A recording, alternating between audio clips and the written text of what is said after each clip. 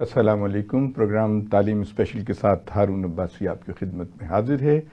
خواتین و حضرات، جیسا کہ آپ جانتے ہیں اس پروگرام کا بنیادی مقصد طلباء و طالبات کی رہنمائی فراہم کرنا ہے اور ان کی کردار سازی کے سلسلے میں بات چیت کرنی ہے۔ آج جس شخصیت کو ہم نے یہاں دعوت دی ہے آپ ہیں جناب جاوید حسین صاحب۔ آپ مختلف ممالک میں پاکستان کے سفیر رہے ہیں اور بڑی گراں قدر خدمات آپ نے انجام دی ہیں۔ اس کے علاوہ آپ انگلش اخبارات میں بھی آرٹیکل لکھتے ہیں اور بین الاقوامی امور کے اوپر آپ بڑا حقیقت پسندانہ تجزیہ پیش کرتے ہیں۔ آپ کے مضامین پڑھے لکھے طبقے میں بہت مقبول اور معروف ہیں، اور خاص طور پہ وہ طلباء و طالبات جو انٹرنیشنل ریلیشنز کا سبجیکٹ پڑھ رہے ہیں وہ آپ کے مضامین کو بہت توجہ سے پڑھتے ہیں۔ بہت شکریہ جاوید صاحب ہمارے پروگرام میں تشریف لائے۔ جاوید صاحب، شروع میں ہم یہ پوچھتے ہیں کہ آپ کی جو تعلیمی مراحل ہیں وہ کیسے گزرے؟ آپ کا اسکول کالج وغیرہ وہ بتائیے گا۔ میری پیدائش جنگ کی ہے، میں وہاں پیدا ہوا تھا، اور اس کے بعد میرا جو ہائی اسکول لیول کی تعلیم ہے وہاں پہ اس زمانے کے بہت اچھا وہاں پہ اسکول تھا، پرائیویٹ اسکول جس کو کہتے تھے اسلامی ہائی اسکول۔ تو وہ ماشاءاللہ وہاں پہ جو اساتذہ تھے بڑے قابل بھی تھے اور بڑے محنتی بھی تھے، اور محنت کرواتے بھی تھے اپنے بچے اسٹوڈنٹ سے، طلباء سے۔ تو میں نے ہائی اسکول وہاں پہ کیا جی، اور پھر میٹرک کے بعد میٹرک میں جب امتحان ہوا تو میری اچھی پوزیشن آئی بورڈ میں۔ اس وقت پنجاب کا ایک ہی بورڈ ہوتا تھا، میں 59 کی بات کر رہا ہوں جب میں نے میٹرک کیا، تو وہ اچھی پوزیشن آئی۔ تو بہرحال مجھے بھی شوق تھا، تو میں نے گورنمنٹ کالج لاہور میں پھر فرسٹ ایئر میں داخلہ لیا، اور شروع سے میرے جو مضامین تھے اس میں نے جو سلیکشن کی وہ اکنامکس تھا اور میتھمیٹکس، کیونکہ اکنامکس کا میتھمیٹکس کے ساتھ بڑا گہرا تعلق ہے آج کل، اس وقت بھی اور اب بھی، اور اس کے ساتھ فارسی، فارسی بھی فارسی میں پہلے بھی ہوتا تھا، میرا اس میں کافی دلچسپی تھی۔ تو وہ اس وقت اچھے اساتذہ بھی مل گئے جنہوں نے بڑی ہمیں توجہ سے پڑھایا گورنمنٹ کالج لاہور میں، اور میں سمجھتا ہوں ایک اچھے استاد کا یہ بھی ایک ہنر ہوتا ہے کہ وہ اپنے طلباء میں یا اپنے شاگردوں میں جو بھی سبجیکٹ پڑھا رہے ہیں اس میں ان کی دلچسپی قائم، یعنی اس کو پیدا کر دے یا اجاگر کر دے۔ تو مجھے ایسے ٹیچر ملے جو خوش قسمتی سے جنہوں نے مجھے ان اکنامکس میں خاص طور پہ اور فارسی میں مجھے دلچسپی کا ہوا۔ تو میں نے جب بورڈ کا امتحان ہوا سیکنڈ ایئر میں، تو آئی ٹاپڈ امنگ دا بوائز سائڈ، یعنی اوور آل میری سیکنڈ پوزیشن تھی اس وقت۔ سارا جیسے میں کہا سارے پنجاب کا ایک ہی بورڈ تھا ماشاء اللہ۔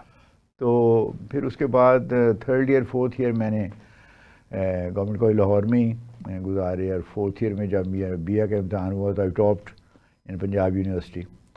تو میں نے اس کے بعد فیصلہ کر لیا کہ میں نے آنرز بھی یہیں سے کرنا ہے اکنامکس میں، تو وہ میں نے اکنامکس ہی میں بی اے آنرز کیا گورنمنٹ کالج لاہور سے، اور پھر اس کے بعد 65 میں میں نے ایم اے اکنامکس کیا، جس کے بعد میں کوئی 66 اور 67 ایک سال کے لیے میں نے as a research officer state bank of Pakistan Karachi میں کام کیا۔ وہاں بھی کیا، وہ بھی ریسرچ کا، چونکہ اکنامکس کے ساتھ ہی اکنامکس کے اوپر ہی توجہ تھی وہاں پہ زیادہ، تو میری ذرا پریکٹیکل ٹریننگ ہو گئی اکنامکس میں۔ لیکن اس دوران میں CSS کے امتحان کے لیے بھی تیاری کر رہا تھا، تو آئی اپیئرڈ ان 65 میں میں نے ایم اے کیا، ایک سال تیاری کے لیے کر کے 66 میں اپیئر ہوا، اور وہ اللہ کے فضل سے اچھی پوزیشن آ گئی، اور آئی جوائنڈ فارن سروس ان 1967۔ تو اس وقت سے پھر میں فارن سروس میں آپ آگے۔ اچھا جاوید صاحب، یہ فرمائیے کہ آپ نے کہا کہ آپ کو بڑے اچھے اساتذہ ملے، جی، تو بچوں کی کردار سازی جو ہے اس میں سب سے اہم رول ماں باپ کے علاوہ جو ہے والدین کا ہوتا ہے۔ آپ کو جو اساتذہ ملے تھے وہ یعنی کیا تربیت کرتے تھے اس زمانے میں؟ وہ ایک تو خیر ان کا اپنا جو کردار ہوتا تھا وہ بھی ایک رول ماڈل کی طرح ہوتا تھا، کہ انسٹنکٹیولی ہم ان کو فالو کرنے کی کوشش کرتے تھے، مینرزم میں، پڑھنے لکھنے میں۔ تو انہوں نے ہمیں جو میرے اساتذہ جو مجھے ملے انہوں نے ایک سبجیکٹ میں جیسے میں نے پہلے عرض کیا ہے اس میں دلچسپی ڈیولپ کی. اکنامکس پڑھائی تو خالی یہ نہیں کہ بس وہ کتاب پڑھا دی ان کے پڑھانے کا سٹائل ہوتا. اسی طرح خاص طور پہ ڈاکٹر ظہور ہوا کرتے تھے اس وقت, فارسی کے پروفیسر تھے, ان کا کافی عرصہ پھر ان کا انہوں نے وہاں پہ تعلیمی خدمات انجام دی وہاں بھی, پھر اورینٹل کالج میں بھی. تو وہ انہوں نے مجھے ہمیں فارسی ایسی پڑھائی کہ جیسے I almost fell in love with the subject. تو یہ اس قسم کے ٹیچر تھے. خود ان کے بڑے کردار بڑے صاف ستھرے تھے, پڑھنے لکھنے والے لوگ تھے اور پڑھانے لکھانے والے لوگ تھے. تو ان کو دیکھ کے ہی ایک شوق ہوتا تھا, یعنی موٹیویشن. بالکل. اور وہ ہمارے پیچھے کسی نے کوئی ڈنڈا لے کے تو نہیں ہوتا جو اسکولوں میں ہوتا نا, پرائمری اسکول لیول پہ. تو کالج میں تو ایک فضا اور قسم کی ہوتی ہے. جی. تو اگر آپ بچے کو یا اسٹوڈنٹ کو موٹیویٹ کر دیں کہ بھائی یہ سبجیکٹ ہے, اس میں کیا خوبی ہے, کس چیز کی تم نے تلاش کرنی ہے, تو میرے خیال میں ایک بہت بڑا تو رول بہت بڑا ہوتا ہے. جاوید صاحب یہ فرمائیے کہ جو ایکسٹرا کریکولر ایکٹیویٹیز ہوتی ہیں, کھیل کود ہیں, موبائل سے ہیں, یہ ساری چیز اس میں بھی آپ حصہ لیتے تھے؟ جی. میرا اسپورٹس میں ٹینس اور بیڈمنٹن میں کھیلتا تھا, اور پھر ایکسٹرا کریکولر اور مختلف قسم کی سوسائٹی تھی, فوٹوگرافک سوسائٹی اور اس قسم کی چیزیں تھیں, تو اس میں بھی میری دلچسپی تھی. یعنی آپ سمجھتے ہیں کہ شخصیت کی گرومنگ میں یہ ایکسٹرا کریکولر ایکٹیویٹی میں تو سمجھتا ہوں کہ بہت ضروری ہے, کیونکہ خالی آپ اپنے پڑھائی میں اپنے کمرے میں ہی بند ہو کے بس کر لیں اور دنیا کے ساتھ آپ کا جو تعلق ہے جو ڈیولپ نہ ہو, چاہے وہ دنیا آپ کے ارد گرد یعنی آپ کے ریلیٹیوز اور دوستوں کی ہے یا اس سے پھر آگے دوسرے معاشرے کے ممبر ہیں ان سے نہ ہو, اور پھر آپ ان سے انٹریکٹ نہ کریں ان سے, تو پھر وہ آدمی کی جو اپنی پرسنالٹی کی ڈیولپمنٹ ہے اس میں میرا خیال میں کوئی کمی رہ جاتی ہے. بڑا اہم رول ہوتا ہے. اچھا یہ فرمائیے, یہ انڈنگ پروسیس ہے, یہ تو آدمی سیکھتا ہے. میں یہ نہیں کہہ سکتا کہ میں نے ہر چیز کالج میں ہی سیکھ لی تھی. اس کے بعد دنیا میں جو آدمی میں بعد میں ایکسپیرینسز آتے ہیں تو آدمی ہر ایکسپیرینس سے کچھ سیکھتا ہے. بالکل. اور یہی ایٹیچیوڈ ہونا چاہیے کہ آدمی یہ نہ کلیم سمجھے کہ میں تو بس اب پرفیکٹ ہو گیا ہوں. ہم میں سے کوئی بھی پرفیکٹ نہیں ہے, کوئی نہیں ہے, اور ہر وقت ہمیں اس چیز کی جدوجہد یا تلاش ہونی چاہیے کہ ہم کیا نئی کوئی بات سیکھ سکتے ہیں, کوئی نئی بات کر سکتے ہیں یا کسی کو بتا سکتے ہیں. ہاں, اور کھیلوں سے جو ایک ڈسپلن پیدا ہوتا ہے انسان کے اندر, وسیع القلب بھی پیدا ہوتی ہے. ایک آدمی اگر میچ ہار بھی جاتا ہے تو وہ مخالف آدمی سے ہاتھ ملاتا ہے اور بالکل جی, وہ ایک ہونی چاہیے کہ یہ ہار جی جو ہے ہم مطلب بعض کا آپ دیکھتا ہوں میں کہ ملک میں ہماری ٹیمیں ہارتی ہیں جیتتی ہیں تو ایسے ہو جاتا ہے جیسے ہارنے کے بعد تو اسلام اور کفر کا مسئلہ بنا لیتے ہیں. تو یہ گیمز ہیں, اس کو گیم کی طرح لینا چاہیے, اور ان کو کوشش جیتنے کی ہونی چاہیے, پوری جان مارنی چاہیے, بالکل پوری کوشش ہونی چاہیے. لیکن اب دو ٹیمیں اگر کھیل رہی ہیں تو ایک نے تو ہارنا ہی ہے. جی بالکل. تو وہ یہ تو نہیں ہو سکتا کہ دونوں اس میں جیتے. بالکل صحیح ہے, بالکل صحیح ہے. اچھا یہ فرمائیے, آپ نے سی ایس ایس کیا جی, اور آپ نے آپٹ کیا کہ آپ فارن سروس میں جائے, یہ آپ کی اپنی خواہش تھی جی میرا, یا سلیکشن کمیٹی کا بھی؟ میری اپنی خواہش تھی اور سلیکشن کمیٹی نے اس میں یہ آپ ذرا ہمارے بچوں کو بتائیے جو لوگ سی ایس ایس کی تیاری کر رہی ہیں. جی آج کل بہت اکیڈمیز بھی کھل گئی ہیں جی, اور اس میں پڑھانے والے اکثر ایسے لوگ ہیں جن کا کوئی سفارت سے یا فوراً اس سے کوئی تعلق نہیں ہے. وہ بچوں کو رٹے لگوا دیتے ہیں اور بچے عام طور پہ فیل بھی ہو جاتے ہیں. تو بچوں کو کیسے تیاری کرنی چاہیے سی ایس ایس؟ تیاری کرنے کے لیے خیر ایک تو یہ ہے کہ یہ جو سبجیکٹ ہیں کچھ کمپلسری سبجیکٹ ہوتے ہیں, کچھ الیکٹیو ہوتے ہیں. تو آپ نے کمپلسری تو ہے, جیسے اس میں ہمارے زمانے میں تو یہ تھا انگلش اور ڈیولپمنٹ اکنامکس, یہ کچھ سبجیکٹس تھے 2-3 جو اف آئی ریممبر کریکٹلی تقریباً 500 کے قریب نمبر ان کے ہوتے تھے یا 400, اور باقی 600 نمبر ہوتے تھے دوسرے سبجیکٹ سے.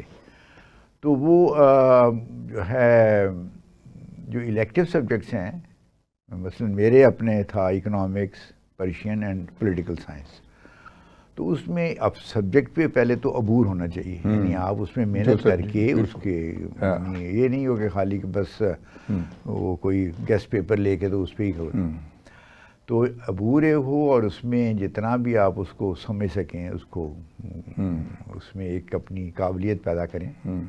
دوسرا پھر یہ ہے کہ آپ اگر فرض کیا وہ امتحان میں ہونا تو ایک پریکٹیکل ایک عملی چیز ہے, اس میں آپ اچھے نمبر لینا چاہتے ہیں تو اچھے نمبر لینے کے لیے کوئی حرج نہیں ہے کہ آپ کسی تجربہ کار آدمی سے مشورہ کریں جو پہلے امتحان اس مرحلے سے گزر چکا ہو, یا جو اس قسم کے لوگوں کو تیار کرتا ہو یا اس کا کوئی تجربہ ہو, اس سے بے شک یعنی ایڈوائس لینے میں کوئی حرج نہیں ہے.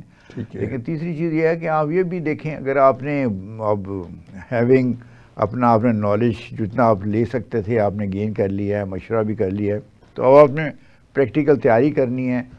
تو میرا خیال ہے کہ اس میں یہ بھی ایک عملی طور پہ فائدہ مند چیز ہوتی ہے کہ آدمی دیکھے کہ جی جو مختلف مضامین میں یعنی اکنامکس ہے یا میتھمیٹکس ہے یا پرشین ہے یا پولیٹیکل سائنس ہے یا اور سبجیکٹ جو بھی سبجیکٹ ہے آپ کا, ان میں کیا پیٹرن ہے, جیسے کس قسم کے امتحان یعنی سوالات پوچھے جاتے ہیں, تو آپ ان کی خاص طور پہ ان چیزوں اس قسم کے سوالات کی تیاری, کیونکہ سوالات جو ہوتے ہیں وہ کوئی ہر روز بدلے نہیں جاتے, وہ کسی نہ کسی شکل میں دہرائے جاتے ہیں. ٹھیک ہے. تو اگر آپ نے ایک اس میں تیاری کر کے کوئی اچھے نمبر لینے ہیں تو اچھا ہے کہ پہلے سے ہی آپ اس قسم کی آپ تیاری کر چکے ہوں, آپ کو کچھ اندازہ ہو کہ یار اس قسم کے سوال آنے ہیں اور اس کا میں نے اس طرح سے جواب دینا ہے. تو یہ میرا خیال میں اپروچ اگر ہو تو یعنی میں یہ کہہ رہا ہوں کہ پہلے اپنے سبجیکٹ میں پروفیشنسی قابلیت ڈیولپ کریں, پھر جو لوگ ان چیزوں کے ساتھ ڈیل کر رہے ہیں جنہوں نے تیاری کی ہے امتحان دے کے ریسنٹلی کی ہیں, بہت پرانے لوگوں سے آپ مشورہ کریں گے تو they will be out of date. جی بالکل. اور تو اس لیے ریسنٹ جنہوں نے اس قسم کی تیاری کر کے پاس ہوئے ہیں ان سے مشورہ کریں تو وہ آپ کو اچھی ایڈوائس دے سکیں گے. اور تیسرا یہ ہے کہ پھر دیکھیں کہ جو پچھلے 3-4 سال میں مختلف مضامین میں کس قسم کے پیپر سیٹ کیے گئے ہیں, کیا کوشچن پوچھے گئے ہیں, ہو سکتا ہے وہ کوشچن ریپیٹ نہ ہوں لیکن آپ کو ایک اندازہ ہو جائے گا کہ اس قسم کے سوالات ہوتے ہیں. اچھا یہ فرمائیں, جب آپ کی اکیڈمی میں ٹریننگ ہوئی ہوگی یہاں پہ کامنرز کے ساتھ؟ یہ نہیں, اس وقت میں تو جب آیا تھا تو اس وقت یہ پری کامنر اسٹیج, میں نے جوائن کیا تھا 67. تو اس وقت فورن سروس اور اس وقت ہوتی جس کو آج کل آپ پاکستان ایڈمنسٹریٹو سروس کہتے ہیں, جو پہلے ڈی ایم جی کہلاتی تھی, اس وقت وہ سی ایس پی کہلاتی تھی. جی جی. تو فورن سروس آف پاکستان اور سول سروس آف پاکستان کی جو ٹریننگ ہے اکٹھی ہوتی تھی. سول سروس اکیڈمی ہماری جو تھی جس میں یہ دونوں تھے وہ مال روڈ پہ ہوتی تھی, جس کو آج کل اسٹیٹ گیسٹ ہاؤس کہتے ہیں. ٹھیک ہے. وہ ہماری اکیڈمی تھی, تو ہماری ٹریننگ وہاں ہوئی. یہ پری کامنر میں کہہ رہا ہوں 71 سے تک, 71 کے بعد پھر وہ جب کامن ٹریننگ شروع کی تو وہ پھر والٹن میں ساروں کی ہوتی ہے. تو اس زمانے میں یہ 2 سروسز کی ٹریننگ وہاں اکٹھی ہوتی تھی, وہ they were considered to be the top services. اور پھر باقی سروسز کی والٹن میں جہاں پہ اب کامن ٹریننگ ہوتی ہے وہاں پہ ہوتی ہے. اور صرف ایک پولیس سروس کی ٹریننگ راجشاہی ایسٹ پاکستان میں ہوتی تھی. یہ 3 اکیڈمیز تھیں پروبیشنرز کی ٹریننگ کے لیے اس زمانے میں. 67 کی بات کر رہا ہوں.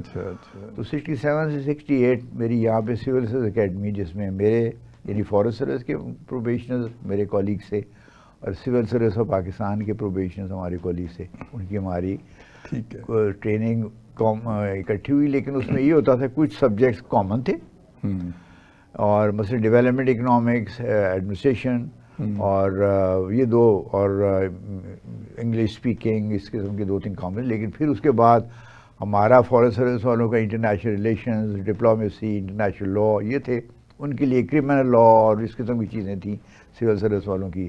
اچھا یہ بتائیے, کچھ سبجیکٹ کامن تھے, کچھ سبجیکٹ علیحدہ تھے. جب آپ فورن سروس میں چلے جاتے ہیں تو ایک طویل تجربے کے بعد مختلف مراحل سے گزرتے پھر آپ ایمبیسڈر بنتے ہیں, یعنی یہ سینئر موسٹ میرا خیال پوسٹ ہوتی ہے, سب سے بڑی بات.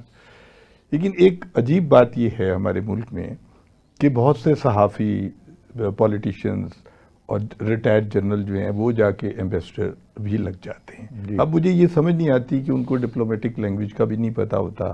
یہ تو ایسے ہی ہے جیسے آپ مکینک کو انجینئر بنا دیں یا کویک کو ڈاکٹر بنا دیں, اس کو نہیں پتا تو وہ کیسے پاکستان کی نمائندگی کرتے ہوں گے؟ مشکل ہوتی ہے. اور بیسیکلی یہ فیصلہ ہوا تھا 1960s میں ایوب کے زمانے میں کہ انہوں نے کہا کہ فیصلہ یہ ہوا تھا، چونکہ اس وقت ابھی پاکستان بنے 16-17 سال ہوئے تھے، یعنی میں 63-64 کی بات کر رہا ہوں.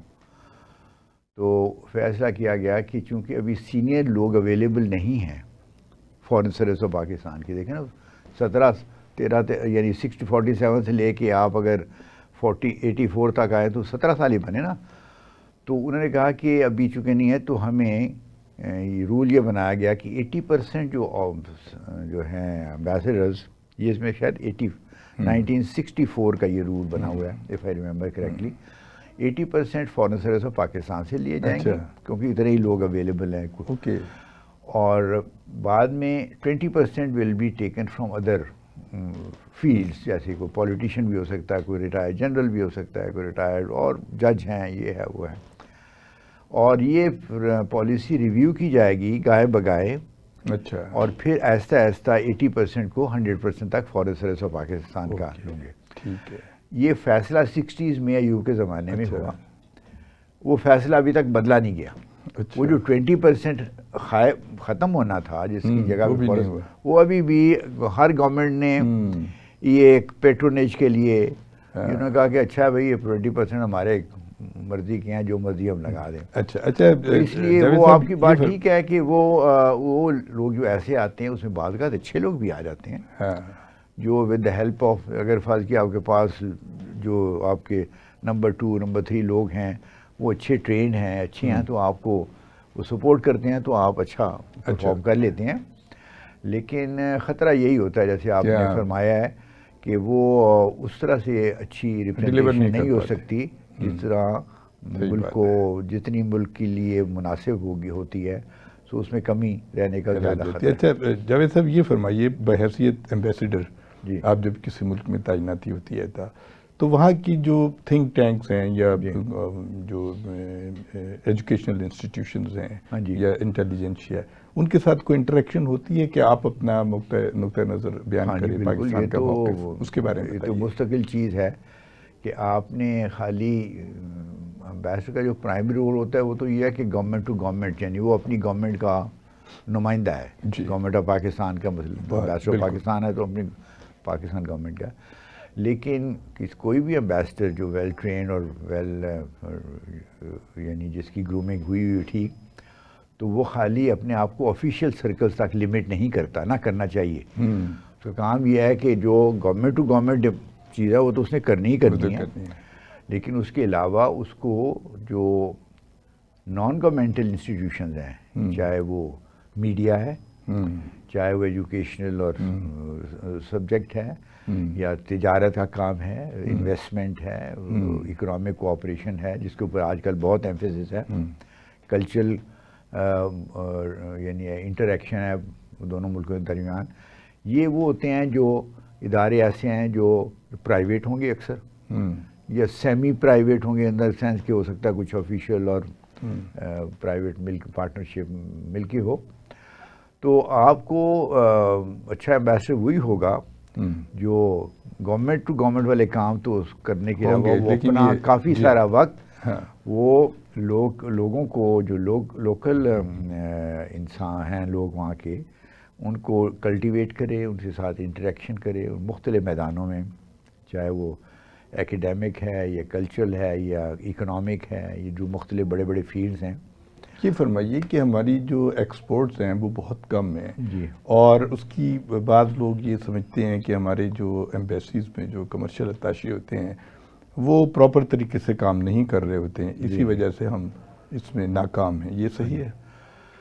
دیکھیں میرا ہے تجربہ، جتنا میں نے دیکھا ہے اس میں بڑے بڑے اچھے آفیسر بھی تھے، کمرشل کاؤنسلرز اور کمرشل اٹیچیز، انہوں نے اچھے محنت کرنے والے، اور کچھ ایسے بھی تھے جو کمزور. ہر فیلڈ میں آپ کو اچھے بھی نمونے مل جاتے ہیں اور بعض کمزور بھی ہوتے ہیں، وہ تو ہے ہی.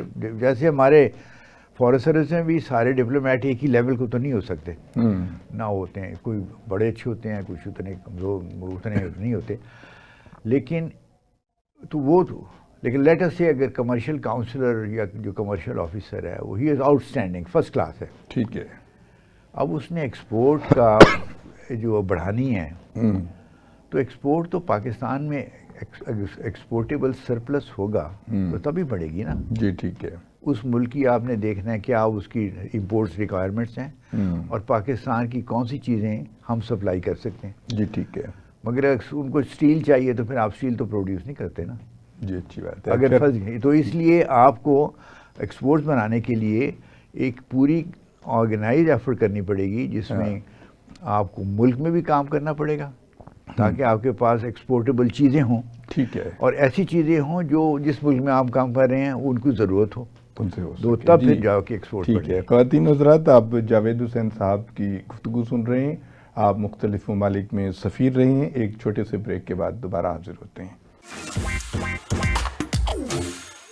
جی خواتین و حضرات، آپ جاوید حسین صاحب کی گفتگو سن رہے ہیں جو کہ سفیر رہے ہیں بہت مختلف ملکوں میں. آج ہم ان سے پوچھیں گے، یہ آرٹیکل لکھتے ہیں، اس میں خاص طور پہ انہوں نے کشمیر کے اوپر بہت زبردست آرٹیکلز لکھے ہیں. کشمیر پاکستان اور انڈیا کے درمیان ایک بون آف کنٹینشن ہے. 75 سال سے ہم سن رہے ہیں کہ اقوام متحدہ کی قراردادیں بھی ہیں اور وہ پلیبسٹ کی بات ہے، استصحاب رائے کی بات ہے اور حق خود ارادیت کی بات ہے. اور کیا وجہ ہے کہ کیا ہم سفارتی سطح پہ ناکام ہوئے ہیں یا پولیٹیکلی ناکام ہوئے ہیں کہ ہم پاکستان کا موقف اس مؤثر طریقے سے نہیں پیش کر سکے کہ دنیا ہماری بھرپور حمایت کرے؟ میرے خیال میں ہم قومی طور پر جو ہے نا کامیاب نہیں ہوئے بحیثیت قوم کے. آپ کو یہ نہیں کہہ سکتے کہ فلانے ادارے نے کام کیا فلانے نے نہیں کیا. بحیثیت مجموعی طور پہ بحیثیت قوم ہم نے وہ رول ادا نہیں کیا، وہ ہم قابلیت اپنے میں پیدا نہیں کی جس سے اس مسئلے کو حل کرنے میں ہمیں کامیابی ہوتی. جو یہ اس قسم کے جو بڑے بڑے مسائل دنیا میں ہیں، پیس اینڈ سیکیورٹی کے ایشوز جو بڑے ٹاپ پہ ہوتے ہیں امپورٹنٹ، وہ UN ریزولوشن سے یعنی ان سے ان کی روشنی میں ان کے فیصلے نہیں کیے جاتے. یہ پاور کے بیسس پہ ہوتے ہیں. جی بالکل. یہ ہمیں سبق بحیثیت قوم کے ابھی تک ہم نے نہیں سیکھا. بحیثیت قوم کے میں یہ نہیں کہہ رہا کسی کو نہیں پتا. نہیں ٹھیک ہے، لوگوں کو پتہ بھی ہے. لیکن ہمارے اخبارات، ہمارے جرنلسٹ، ہمارے رائٹرز وہ ہر وقت جو یہ کہتے رہتے ہیں کہ UN ریزولوشنز. تو پیلسٹائن کی آپ دیکھیں ریزولوشن جتنی فلسطین پہ اڈاپٹ ہوئی ہیں، کشمیر تو اس کا 100واں حصہ بھی نہیں ہے. ریزولوشن ہماری کشمیر کے اوپر ریزولوشن پاس ہوئے 60s کے بعد کوئی پاس ہی نہیں ہوئی.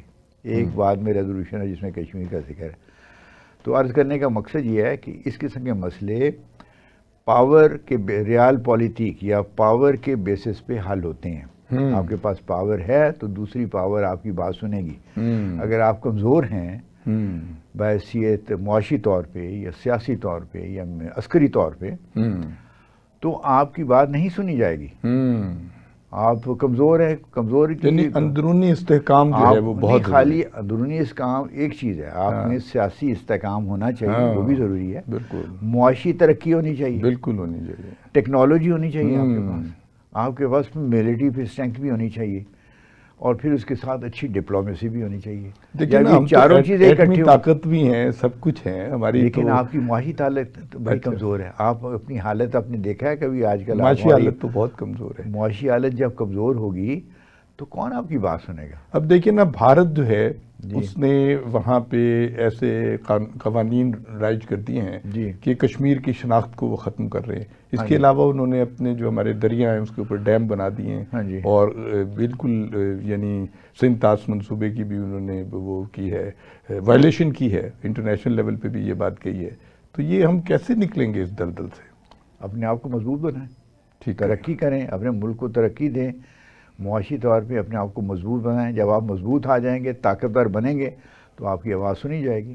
اگر آپ جیسے آپ سے میرا مطلب ہے کہ ہم پوری اوورآل خدا میں آپ کی بات نہیں کہہ رہا. بحیثیت قوم کی اگر ہم کمزور ہیں تو ہماری بات انٹرنیشنل لیول پہ نہیں سنی جائے گی. آپ دیکھیں اس وقت انڈیا کی، میں ایک دو فگر دیتا ہوں اسے آپ دیکھ لیں.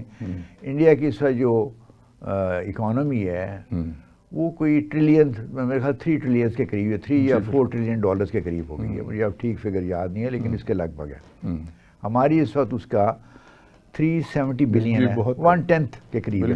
لیٹ اس سے رفلی میں کر رہا ہوں. تو 1/10 آپ کے پاس اکنامک پاور ہے.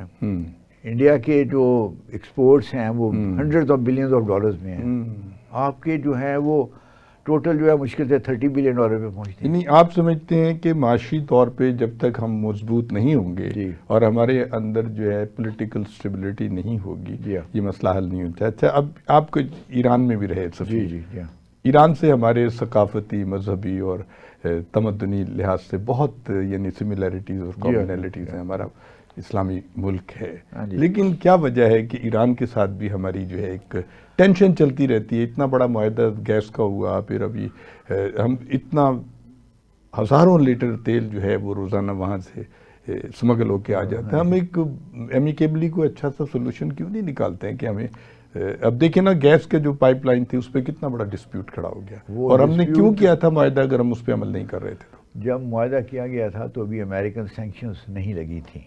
اچھا، یعنی انٹرنیشنل پریشر ہوتا ہے ہمارے، مطلب ہے کہ 1990s میں سے اس کے اوپر کام ہو رہا تھا. اس ایران پاکستان، اس وقت انڈیا بھی شامل تھا، Iran Pakistan India gas pipeline 90 سے شروع ہوا. پھر انڈیا بعد میں اس پروجیکٹس میں نکل گیا کہ ان کو خطرہ یہ تھا کہ اگر گیس پائپ لائن ایران سے پاکستان میں سے گزرے گی تو پاکستان کسی وقت بھی ہماری گیس سپلائی کو روک سکتا ہے.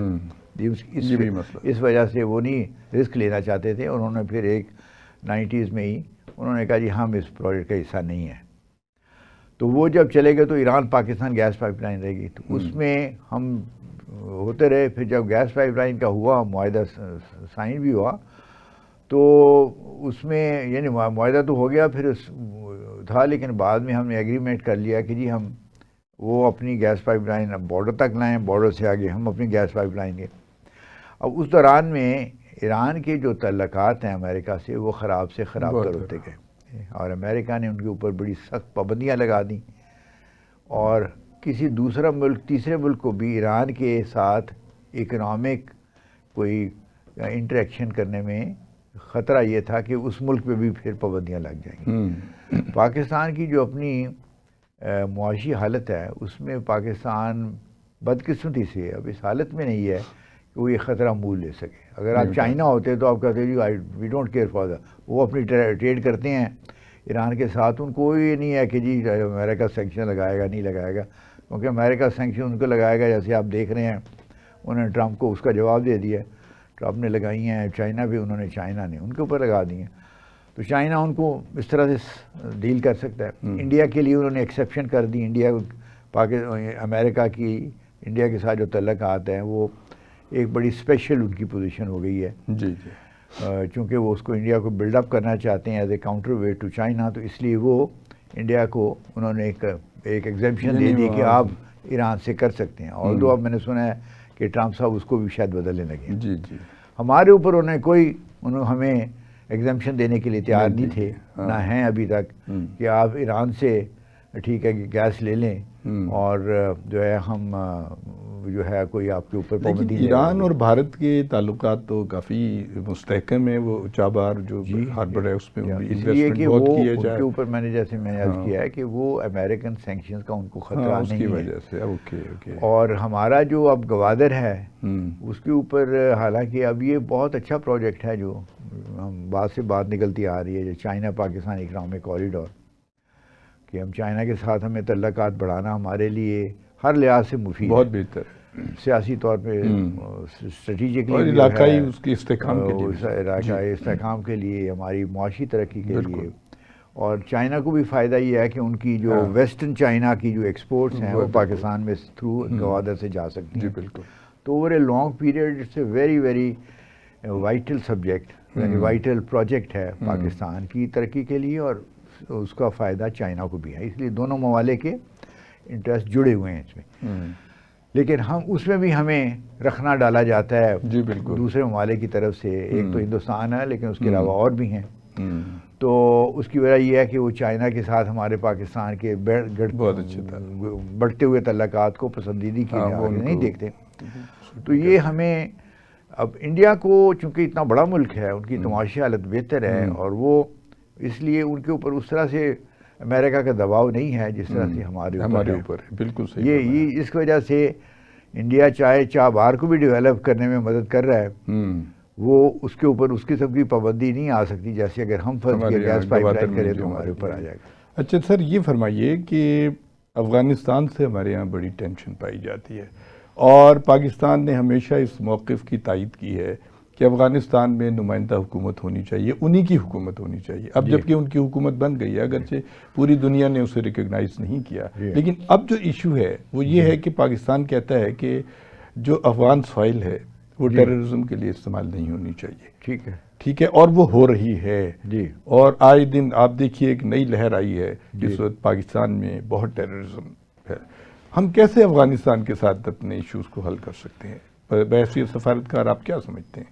بہت یہ پیچیدہ صورتحال ہو گئی ہے۔ جی، طالبان کے ساتھ ہم نے 90s میں بڑا ہمارا گہرا تعلق تھا، بہت گہرا تعلق، کوآپریشن کا، ساری ٹریننگ وغیرہ سب کچھ ہے۔ میرا مطلب وہ ہم نے اس وقت کیا، اور اس وقت ہم نے خیال نہیں کیا کہ اس کے اثرات ہمارے خطے میں کیا ہوں گے، پاکستان میں کیا ہوں گے، افغانستان میں کیا ہوں گے۔ ان چیزوں کو ہم نے لانگ ٹرم جو ریپرکیشنز تھیں ان کو ہم نے سمجھنے کی کوشش نہیں کی۔ امیڈیٹ ہم نے جو فائدہ کو نظر آ رہا تھا ہمیں، جو اگرچہ وہ بھی ملا نہیں فائدہ، وہ ہم نے اس کی خاطر ان کے ساتھ بڑھایا۔ جب 9/11 ہوا تو ہم نے اسی طالبان کے خلاف ہم ہو گئے، ہم نے امریکہ کے ساتھ ہاتھ یعنی اپنے اکٹھے ہو کر ان کی مدد کر کے ہم نے طالبان کی گورنمنٹ کو نکلوانے میں اپنا رول ادا کیا۔ کم از کم ہم نے ان کی مدد تھوڑی بہرحال کی، ہم نے ان کو روکا نہیں۔ تو طالبان سے ہمارے تعلقات ایک دوستانہ تھے، پھر جب یہ مشرف صاحب نے فیصلہ کیا اور پھر طالبان کی گورنمنٹ نکل گئی وہاں سے، تو طالبان کے خلاف امریکہ نے 20 سال جنگ کی۔ اس میں ہمارا رول بڑا ڈیویس رہا۔ امریکہ میں کہتا تھا کہ آپ کافی ہمارے جتنا آپ کو یاد ہے ڈو مور کا ہوتا تھا کہ ڈو مور، کہ آپ اتنا کیا، ہم کہتے تھے ہم یہ کر رہے ہیں، ہم کہتے نہیں اور کرو۔ ان کو یہ غرض نہیں تھی کہ ڈو مور کرنے میں ہمارے ملک کے مفاد یا افغانستان کا مفاد، وہ یہ خطے کے، ان کو تو یہ تھا کہ بھائی ہم نے طالبان کا تہس نہس کر دینا۔ بالکل۔ تو وہ پاکستان کے لیے بہت مشکل صورتحال وہ یہ تھی کہ ہم نیچرلی چاہتے تھے کہ اس خطے میں امن ہو، افغانستان میں امن ہو، اور وہاں ایسی حکومت ہو جو اپنے ملک کے افراد کو سنبھالے۔ ورچولی 20 سال وہ علاقہ جو تھا Afghanistan under U S military occupation تھا۔ باقی نام شام چھوڑیں کیا گورنمنٹ تھی کیا نہیں تھی، it was governments were installed with, ان کو کور ہوتا تھا کہ الیکشن کرا دیا گیا، لیکن ایوری بڈی نیو کہ لیڈر واز سلیکٹڈ بائی امریکہ، چاہے وہ کارزائی ہو تو چاہے اشرف غنی ہو۔ الٹیمیٹلی طالبان نے اتنی طاقت پکڑی اور امریکہ اتنا تنگ آ گیا کہ ان کو یہاں سے جانا پڑا۔ ایگریمنٹ دوحہ میں سائن ہوا، اور اس کے رزلٹ میں وہ وہاں سے 2022 میں امریکہ تو بہت اسلحہ بہت چھوڑ کے چلے گئے، سوری 22 میں آ گیا جی۔ پھر وہ گئے تو گئے بھی ایسے کہ اپنا اسلحہ ویپنز چھوڑ گئے۔ اب وہ اسلحہ کچھ ہو سکتا ہے طالبان کے قابو اثر میں آیا، لیکن وہاں یعنی ان کے ہاتھ میں آ گیا ہو، لیکن وہاں پہ عرب اور بڑے آرمڈ ملیٹنٹ گروپس ہیں، جیسے اسلامک اسٹیٹ خراسان ہے، جیسے اور بہت جتھے بنے ہوئے ہیں۔ I won't be surprised Balochistan Liberation Army والے، BLA والے، اور جن کو انڈیا بھی سپورٹ کرتا ہے، ان کی بھی وہاں پہ فٹ ہولڈز ہوں، ٹریننگ کیمپس ہوں۔ اور میں یہ نہیں کہہ رہا کہ نیسیسریلی کہ وہ طالبان کی مرضی سے ہو رہا ہے، لیکن Taliban have not succeeded in preventing them from operating from Afghan soil, جو کہ انہوں نے ایک جب ان کا امریکہ کے ساتھ ایگریمنٹ سائن ہوا تھا تو انہوں نے لکھا تھا کہ ہم افغانستان ٹیریٹری کو ٹیررزم کے مقصد کے لیے استعمال ہونے کی اجازت نہیں دیں گے۔ ان کی ابھی پوزیشن یہ ہے کہ ہم تو اجازت نہیں دے رہے، لیکن دوسرے لوگ اتنے ہیں کہ بھئی ہم ہمارے کو کنٹرول نہیں کر سکتے۔ تو وہ اب بدقسمتی سے یہ سچویشن ہے کہ وہاں سے ٹیررسٹ گروپس جو ہیں، چاہے ان کو انڈیا کی شے ہے یا کسی اور ملک کی شے ہے یا کسی اور قوت کی شے ہے، وہ آپریٹ کر رہے ہیں، اور پاکستان میں یکے بعد دیگرے بڑے بڑے ٹیررزم کی انسیڈنٹس ہوتے ہیں۔ حل کیا ہے سر؟ یہ کیسے روکے گا؟ حل یہ ہے کہ اس کا چانس ہے اس کا؟ دیکھیں سب سے آئیڈیل حل تو یہ ہے کہ ہم طالبان کے ساتھ گفتگو کے پروسیس کو آگے بڑھائیں، نیگوسیشن، اور وہ یہ کوئی ایسی چیز نہیں ہے کہ آج آپ ڈیلیگیشن بھیجیں گے تو کل وہاں پہ مسئلہ حل ہو جائے گا۔ دس ول ٹیک ٹائم۔ آپ کو ٹرسٹ میوچل بلڈ اپ کرنا پڑے گا کہ وہ آپ کو بھروسہ کر سکیں، آپ ان پہ بھروسہ کر سکیں، اس میں بھی ٹائم لگے گا۔ تو تو اور پھر آپ یہ ان کو اگر اپنے ملک میں مختلف گروپس کو کنٹرول کرنے میں مشکل ہو رہی ہے تو پھر ہمیں وہاں بھی ان کو مدد کرنی ہوگی ان کی مرضی سے. ہمیں آرمڈ ایلیمنٹس یا فوج کو بھیجنے کی ضرورت نہیں ہے, ہمیں کبھی بھی نہیں بھیجنی چاہیے. لیکن اگر ان کو کوئی ٹیکنالوجی میں ٹیکنیکل یا کوئی ہیلپ چاہیے یا ٹریننگ کے لیے تو ان کے افغان کے جو سیکورٹی فورسز اپنی ہیں گورنمنٹ کی, ان کی میں بات کر رہا ہوں, تو ہمیں وہ تعاون ان کے ساتھ کرنا چاہیے تاکہ وہ اپنے ملک میں حالات کو قابو کر سکیں. ٹھیک ہے. ایک تو ان کو آپ نے آمادہ کرنا ہے کہ یار یہ کام آپ کے ملک سے نہیں ہونا چاہیے.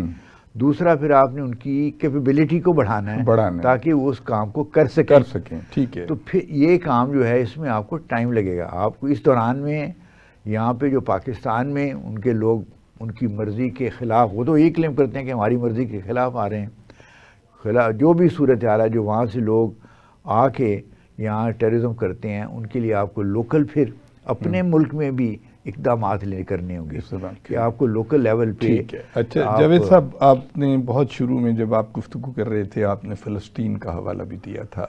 آپ یہ فرمائیں, آپ OIC میں آپ ایز اے آبزرور بھی جاتے رہے ہوں گے, یقیناً آپ کا OIC سے additional foreign secretary incharge of UN and OIC آپ کا تھا تعلق, بڑا گہرا تعلق تھا. OIC کا ایک بڑا فعال رول تھا جی, پہلے 70s لیٹ 80s میں بھی تھا, لیکن اب ہم دیکھ رہے ہیں کہ OIC ایک ڈیڈ باڈی بن چکی ہے. غزہ میں جو کچھ ہوا ہے, ہزاروں بچے شہید ہو گئے, زخمی ہو گئے, عمارتیں گر گئیں, لوگوں کی تباہی مچ گئی ہے, اتنی خونریزی ہوئی ہے ان چند مہینوں میں کہ انسان حیران رہ جاتا ہے, رونگٹے کھڑے ہو جاتے ہیں. بالکل. OIC کوئی رول نہیں پلے کر رہا ہے اس میں. OIC کا رول سمجھنے میں میرے خیال میں جو پہلے میں نے جب کشمیر کی بات ہو رہی تھی تو میں نے طاقت کی طرف اشارہ کیا تھا کہ اپنے آپ کو طاقتور بنائیں تو پھر لوگ دوسرے ممالک, انڈیا بھی آپ کی بات سنے گا. تو وہ چیز جو میسیج ہے نا وہ OIC پہ بھی لاگو ہوتا ہے. اس پہ بھی لاگو ہوتا ہے. آپ موروکو سے چلیں, OIC کے ممبر کون ہیں, موروکو سے چلیں تو انڈونیشیا تک جاتے ہیں. ان میں سے مجھے بتائیں کتنے ممالک ہیں جو اپنی فارن پالیسی کرنے میں بالکل اپنے آپ کو آزاد سمجھتے ہیں. میں کسی کا نام نہیں لینا چاہتا, لیکن اکثر ممالک کے اوپر ویسٹرن کنٹریز کا بڑا اثر ہے, اثر رسوخ ہے. اور بعض ملک تو شاید ان کی مرضی کے بغیر شاید کچھ بھی نہ کر سکتے ہوں زیادہ. تو سب سے اگر آپ نے OIC آفٹر آل ہے کیا چیز, OIC میں 57 اسلامی ملک شامل ہیں. بالکل.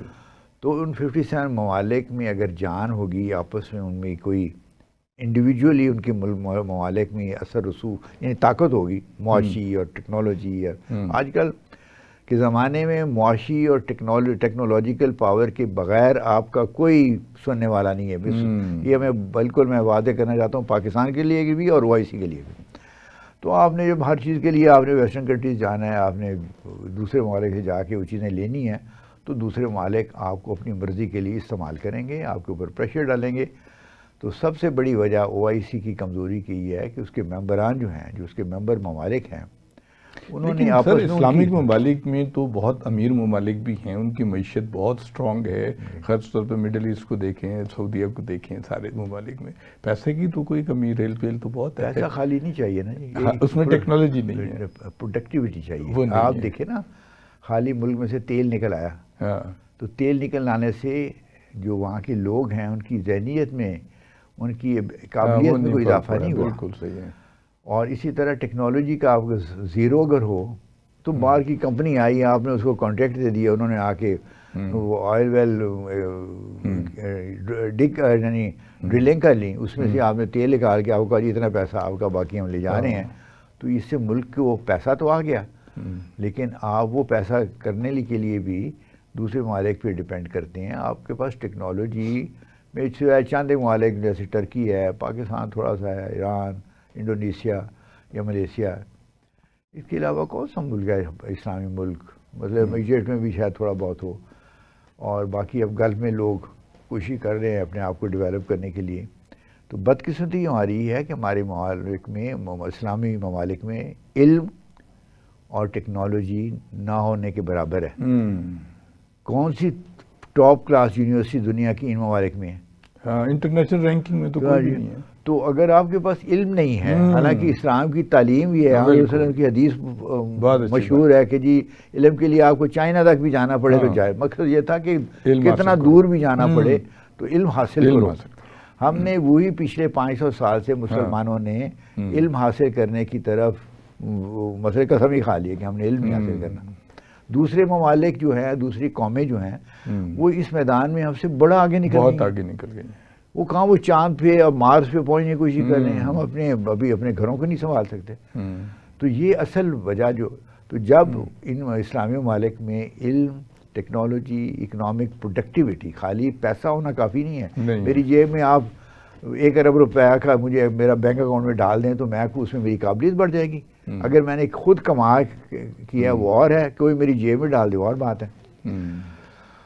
تو ہمارے ہاں جو ہمارے باحثیت مسلمان کے جو آپ جس کو امہ کہتے ہیں، اسلامک امہ کی سب سے بڑی کمزوری اس وقت یہ ہے، ایک تو ہم ڈیوائیڈڈ ہیں اور لوگ ہماری ڈویژنس کو اور لڑاتے ہیں ہمیں، ایران ورسز عرب ملک، اور عرب ملکوں میں آپس میں ڈویژن، پھر شیعہ سنی چیزیں، پھر یہ دوسرے ممالک جو ہیں ان چیزوں کا فائدہ اٹھاتے ہیں، اور ہمیں اس کا احساس ہونا چاہیے۔ اس کے ساتھ ساتھ ہم کمزور ہیں، اور کمزوری یہ ایسی چیز نہیں ہے کہ آپ 1 سال میں کوئی جادو کی چھڑی ہوگی تو آپ جو ہے کہیں گے اور یہ دیکھو ہم پڑھے لکھے بن گئے۔ آپ پاکستان میں بھی 60% آپ کا لٹریسی پرسنٹیج ہے۔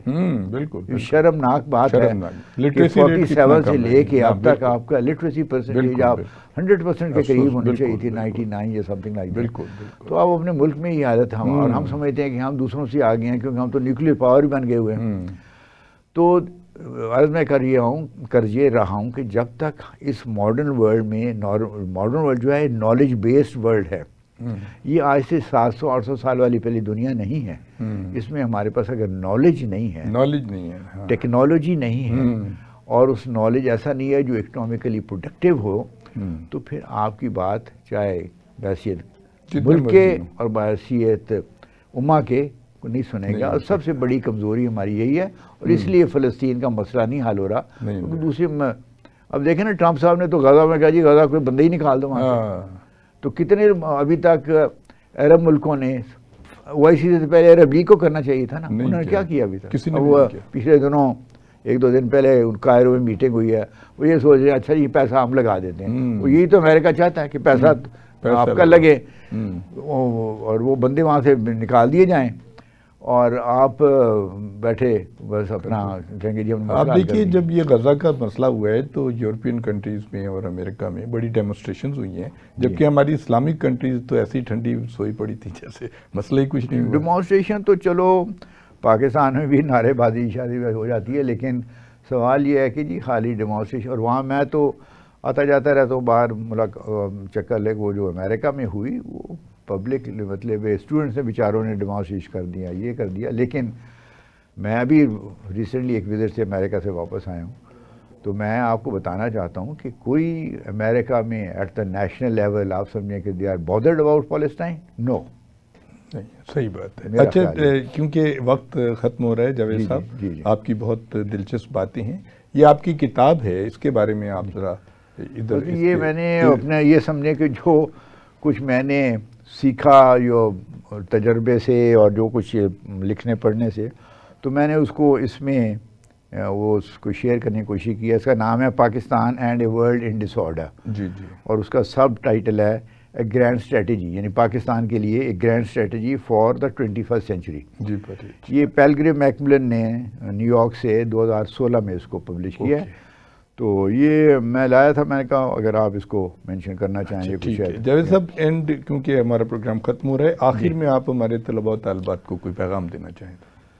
وہ جی بس میں یہ کہنا چاہوں گا کہ ملک ایک تو یہ ہے کہ ہمیں اپنے لیے، اپنے ملک کے لیے مسلسل محنت اور جد و جہد کرنے کی ضرورت ہے، اور وہ مسلسل محنت اور جد و جہد ایسے لائنز پہ ہونی چاہیے جو آپ کے لیے، جس کی آپ کی پرسنالٹی کی ڈیولپمنٹ ہو، اور پاکستان اور پھر اسلامک امہ کی بھی جو پیش رفت کا اس میں سبب ہو۔ اور اس میں سب سے بڑی چیز جو میں نے پہلے بھی عرض کیا ہے، علم حاصل کرنا ہے۔ علم حاصل کریں، اس میدان میں آگے سے آگے بڑھیں۔ جو بھی آپ نے سبجیکٹ سلیکٹ کیا ہے، چاہے وہ کیمسٹری ہے، فزکس ہے، انجینئرنگ ہے، ٹیکنالوجی کا کوئی اور فیلڈ ہے، تو آپ اس میں IT ہے تو آپ اس میں محنت کریں, آگے نکلیں, اپنے آپ کو بھی اس میں آپ ڈیولپ کریں اور اپنے ملک کو بھی. بہت شکریہ جاوید حسین صاحب کی گفتگو سن رہے تھے. آپ مختلف ممالک میں سفیر رہے, بہت انفارمیٹیو گفتگو کی, بہت ہمارے طلباء و طالبات کے علم میں اضافہ کیا آپ نے. بہت شکریہ, آپ ہمارے پروگرام میں تشریف لائے. ہارون عباسی کو اجازت دیجیے گا. اللہ حافظ.